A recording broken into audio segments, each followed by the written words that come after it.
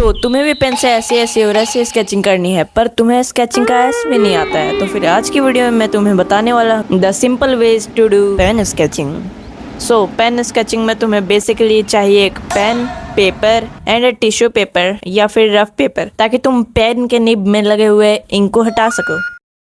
रुको, अब तुमने ये सब ले लिया, पर अब तुम स्केचिंग करने मत लग जाना, क्योंकि पेंसिल की तरह पेन ब्लेंड नहीं होती है। जो पेंसिल में ग्रेफाइट होता है वो तो आराम से ब्लेंड हो जाता है, लेकिन जो पेन से हम लोग शेडिंग करते हैं और डिफरेंट वैल्यूज देते हैं, वो पेंसिल के वे में नहीं किया जा सकता है। तो इसीलिए हम लोग यूज करेंगे इन टेक्निक्स का, जिसके वजह से तुम भी शेडिंग कर पाओगे। तो हैचिंग टेक्निक बेसिकली 2 टाइप्स की होती है। पहला, जिसमें हम vertical lines, horizontal lines and diagonal lines को क्रिएट करके हैचिंग करते हैं। एंड हैचिंग का दूसरा टाइप है क्रॉस हैचिंग, जहां पर हम लोग एक लाइन को दूसरे लाइन के साथ इंटरसेक्ट करते हैं, चाहे वो हॉरिजॉन्टल टू वर्टिकल हो, वर्टिकल टू डायगोनल हो, हॉरिजॉन्टल टू डायगोनल हो, वो तुम्हारी मर्जी पर डिपेंड करता है। तो इन सब के बाद चलो हम लोग एक टोनल वैल्यू को क्रिएट करते हैं। पर टोनल वैल्यू को क्रिएट करने से पहले चलो उसके बारे में कुछ जानते हैं। तो टोनल वैल्यू का मतलब है किसी भी ऑब्जेक्ट की लाइटनेस और डार्कनेस के हिसाब से उसे ड्रॉ करके एक 3D लुक देना। So now let's use these methods to create a tonal value.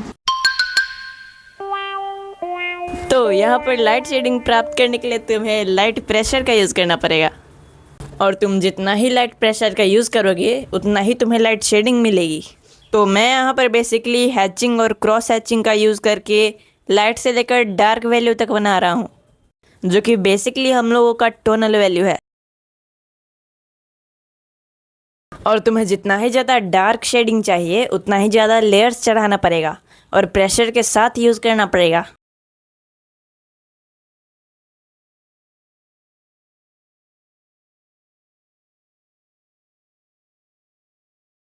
तो अब ड्राइंग में तुम्हारे जहाँ पर लाइट एरियाज है वहाँ पर लाइट टोन का यूज़ करो, और जहाँ पर मिड एरियाज है वहाँ पर मिड टोन का यूज़ करो। वैसे ही डार्क के साथ भी करना।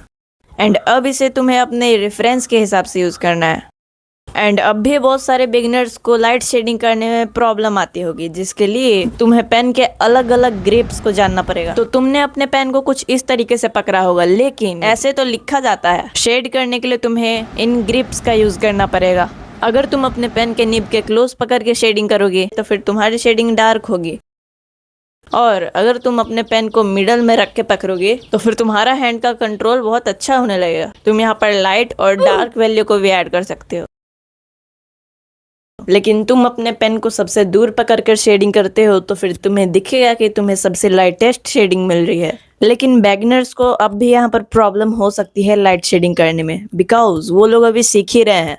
तो फिर अगर तुम डेली प्रैक्टिस करते हो इसकी तो फिर तुम्हें भी एक दिन लाइट शेडिंग मिलेगी। So our next technique is smudging technique. ये टेक्निक इन सभी टेक्निक्स में से सबसे इजीएस्ट है, एंड तुम्हें इसे करने के लिए सीखने की जरूरत नहीं है। तुम्हें बस अपने हाथ में पेन को रगड़ना है और कार्यक्रम स्टार्ट कर देना है। जहां पर तुम्हें लाइट शेडिंग दिख रही है वहां पर तुम्हें लाइट प्रेशर का यूज करके शेडिंग करना है, और जहां पर तुम्हें डार्क वैल्यूज दिख रही है वहां पर तुम्हें प्रेशर लगा करके यूज करना पड़ेगा। एंड ट्रस्ट में इसे कोई भी बिगिनर आसानी से कर सकता है और इसे जल्दी से सीखा भी जा सकता है। And our last technique is going to be scribbling technique, क्योंकि इसमें भी मुझे इजी ही लग रही है। बस ये तुम्हारे स्किल्स पर डिपेंड करता है कि तुम्हारे लिए ये इजी है या फिर हार्ड, बिकॉज तुम्हें इसमें कुछ नहीं करना है। जहां पर तुम्हें ज़्यादा डार्क लगे वहां पर ज़्यादा भुटक दो, जहाँ पर तुम्हें कम डार्क लगे वहां पर कम भटकना। सिंपल, बट ये उतना भी इजी नहीं रहेगा जितना तुम सोच रहे हो। एक बार तुम इसे ट्राई करके जरूर देखना। एंड अभी तुम्हें तीनों टेक्निक्स के बारे में पता है, तो फिर चलो अब इन टेक्निक्स का यूज करके एक 3D शेप बनाते हैं।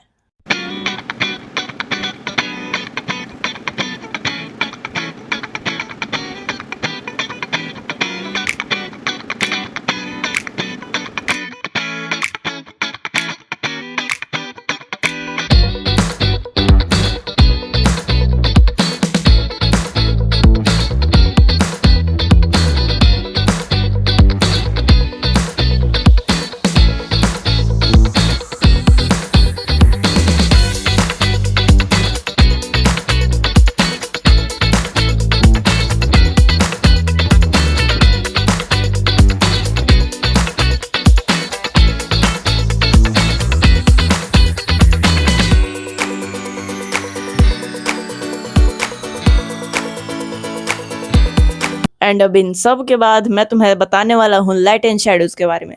तो फिर यहाँ पर देखो, तुम यहाँ पर देख सकते हो कि यहाँ पर लाइट पड़ रही है इस साइड पे, तो फिर यहाँ पर सभी से थोड़ी लाइट ऑब्जेक्ट आ रही है इस साइड, और इसके ऊपर के साइड में से थोड़ी सी डार्क वैल्यू है, और इसके साइड में थोड़ी सी और डार्क है। एंड हाँ, जैसा कि तुम्हें पता है कि जिस साइड से लाइट आती है उसके दूसरे साइड शेडो फॉर्म होती है, तो तुम्हें उसी का यूज करके उसके अपोजिट साइड में शेडो को बनाना है एंड उसके अपोजिट साइड्स में डार्क वैल्यूज का यूज करना है। और अगर तुम्हें वीडियो थोड़ी सी भी इंफॉर्मेटिव एंड हेल्पफुल लगी हो तो फिर प्लीज लाइक एंड सब्सक्राइब कर देना। एंड हाँ, तुमने पूरी वीडियो देख ली है, इसका मतलब तुम्हें वीडियो पसंद आई है, तो एक प्यारा सा कमेंट भी कर देना।